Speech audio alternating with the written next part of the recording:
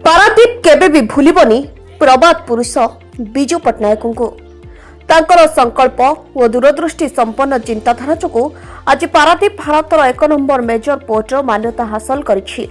सेपरि ओडिशा और ओडिशार महिला मानक पई विजु बाबू देखिथिबा स्वप्न तांकर सुपुत्र नवीन पट्टनायक पूरण करिबारे सफल होइछन्ते।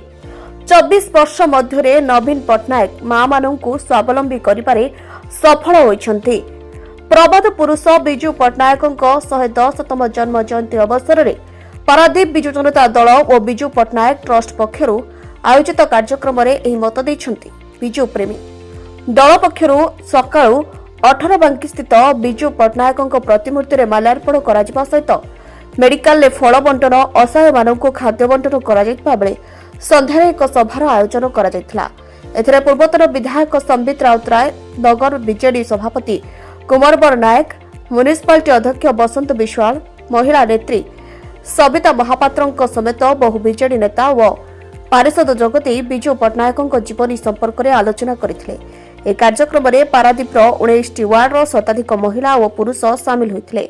आज हूँ प्रबाद पुरुष एवं सारा विश्व में ओडिशा को जो परिचय देछि से तो विजु पट्टनायक जन्मदिन एवं आपण जानी खुशी हे जे सारा ओडिशा रे पारादीप हूँ एकमात्र जगह जोटी विजु बाबू जयंती सर्वप्रथम पालन कराइला।